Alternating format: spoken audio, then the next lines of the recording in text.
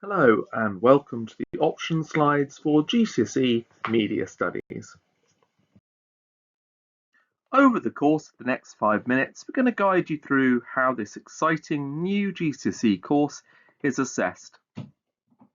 Before we do that though, if we could take a look at some of the examples from the existing A-level Media Studies course created by students here at Uplands. You can see, in a stark similarity to the GCSE, examples of DVD covers, billboard posters, as well as film posters, all created as part of the coursework element. Now let's take a look at the course overview. In two separate exams, students will need to look at the principles behind media, looking at how meanings are shaped through language and images that you might see in film, on television, or indeed in newspapers and posters. We'll look at how these meanings are constructed through sound and structure to create representations.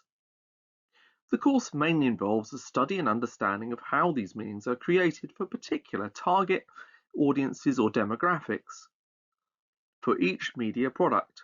For example, we look at websites, print media such as newspapers and magazines, as well as going on to study television and film and even music videos. We teach students how to use these skills then as part of their own media production. Students will learn how to experiment and manipulate the media to their advantage to sell a product or indeed market someone else's product for a company perhaps. Throughout the course, students will explore relevant theories linked to the media and explore and evaluate these and the impact they have on each individual product.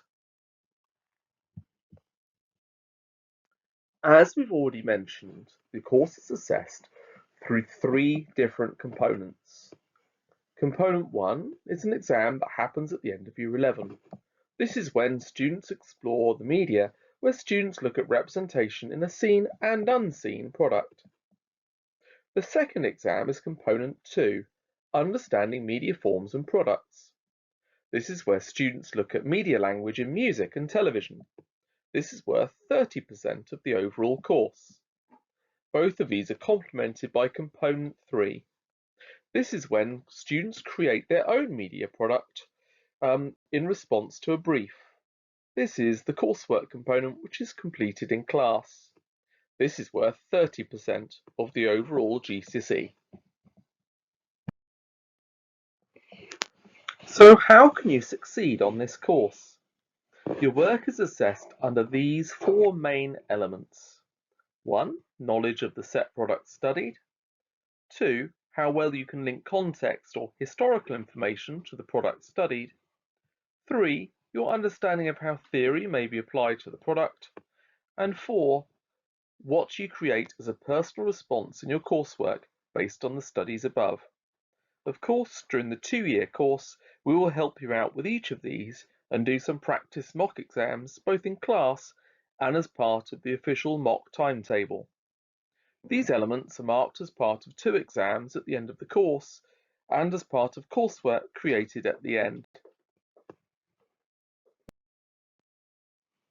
If you are thinking about choosing media at GCSE, it's important that you're going into the course in the right frame of mind.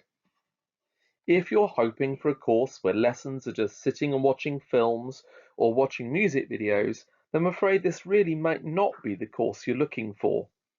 If, on the other hand, you have a genuine love of film, thinking about how those films are constructed and why they're marketed the way they are, then perhaps this is the course you might want to choose. There is also a creative element. So if you love creating posters or looking at just the marketing other people have done, then yes, this might be a course that might be for you. Now, Uplands traditionally has always run media at A level. And one question I'm always asked in class is what careers that media can possibly link to? Well, the list is genuinely endless. If you're looking for a career in television, journalism, advertising, media production, art and design, ICT, English language, filmmaking, marketing, or indeed teaching, perhaps this might be a course that you'd be looking for. Of course, many of you listening to this might one day run your own business, and of course this course will help you with marketing that business to your future customers.